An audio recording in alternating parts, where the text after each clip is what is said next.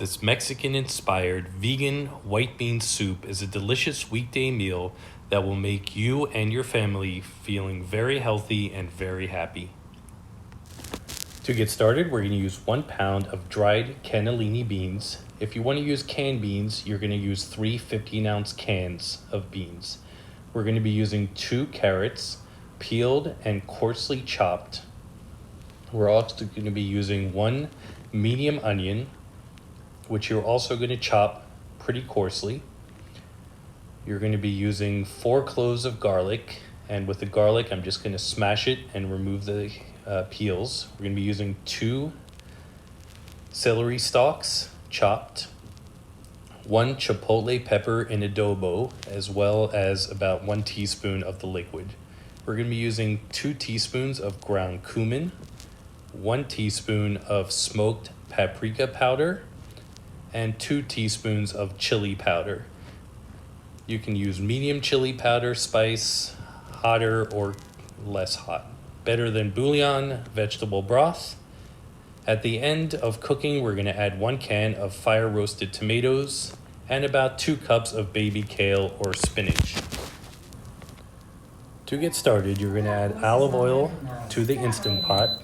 Push the saute button, and what you're going to do first is you're going to fry up some of the vegetables just to get a little more color on them.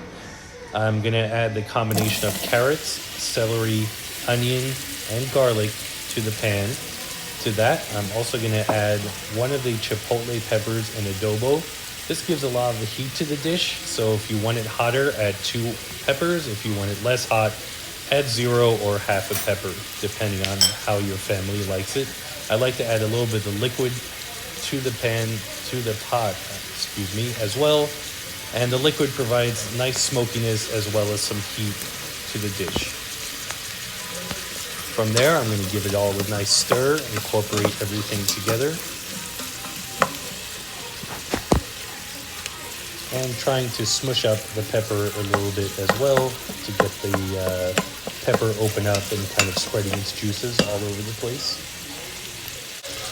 So I've been cooking the vegetables for about 5 minutes now, and as you can see, they're releasing a lot of the smoke.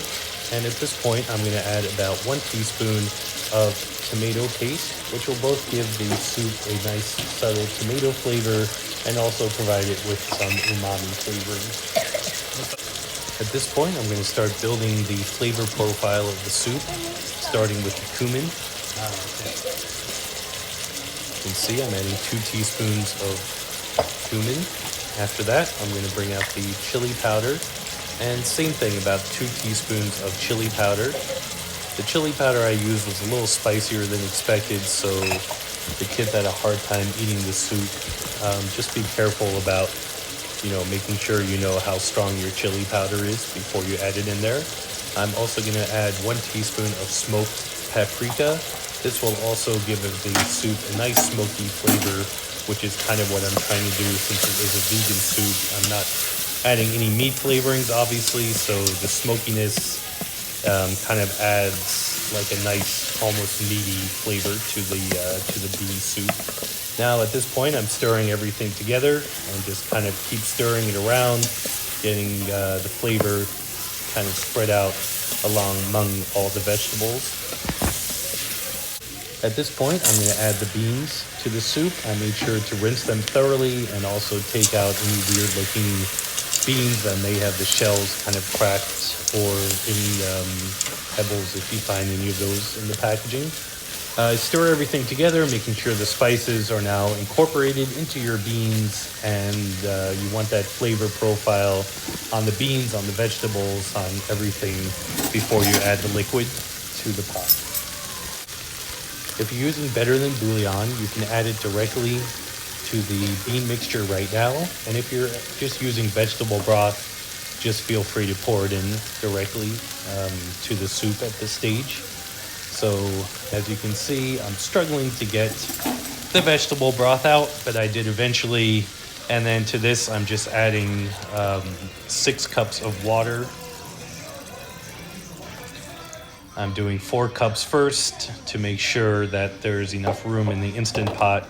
And then once the 4 cups are in there, I'm adding 2 more cups and then stirring everything around. At this point, my line is about 8 in the Instant Pot, so this is about 8 cups of soup is what I'll be making in the end. So I'm giving everything one last stir just to incorporate all the different flavors in there, make sure the liquid gets all the seasonings in it. And once that's done stirring, I'm going to put the lid on the pot, putting the lid on the pot, and I'm setting it for about 1 hour. If you're just making beans and water, you can do it for 30 minutes, but because of the fact that the beans are being cooked in the soup mixture with other vegetables, I guess it took longer. After 30 minutes, I checked it, and the beans were still very small. So you can see I'm adding the final 2 cups of water to get up to 8 cups altogether. So like I said, I ended up cooking it for about 50 minutes. After that, don't release the pressure. Just let it sit for another 20 or 30 minutes before releasing the excess pressure. I think if you release the pressure immediately, the beans can end up being crushed. So this just helps to make sure that the beans look tender and look nice and taste good. I'm adding also some salt at this stage, so about 1 teaspoon of salt. And I don't like to add too much salt now. I'll add more salt kind of at the end. So now I just set the lid on and set it for 50 minutes and give it a half an hour after that, and you're left with this wonderful bean soup. The beans are plump and nice. And after I stir the beans around, I take out about 2 cups, set them aside, and I'm going to add those to the soup at the end. And this is the time to pull out the immersion blender if you have one, or just stick the soup in a regular blender or food processor. You can see I'm just stirring it around using the immersion blender right in the Instant Pot, and this will break up a lot of the vegetables. You can make the puree as thick as you want it, or if you want to leave it more with big chunks of vegetables, then feel free. I just like to puree it completely so the kids don't see chunks of carrots and celery, and then they'll go, ew, this has weird vegetables in there, and that's the end of soup night. So as you can see, this takes about 5 minutes just to kind of make sure that the flavors all get incorporated and the puree is a nice silky smooth texture to it. So at this point, the base of the soup is done, and if you'd like to add more ingredients, this is where I'm going to be adding a can of fire roasted tomatoes, and I'm also going to be adding about 2 cups of baby kale. I make sure to add these at the end because I don't want the kale to cook the entire time. It will get really wilted and not taste very good. So on the finished product, I'm going to add different things to the soup. I add some tortilla chips, some avocados, cilantro, and lime juice. I also added some cheese to mine. Obviously, that's a personal preference. You don't have to use cheese, or you can use some vegan cheese if you'd like. Please feel free to push the like button, subscribe to my channel, and come see other awesome videos that I've made. Thanks, guys. Have a great day.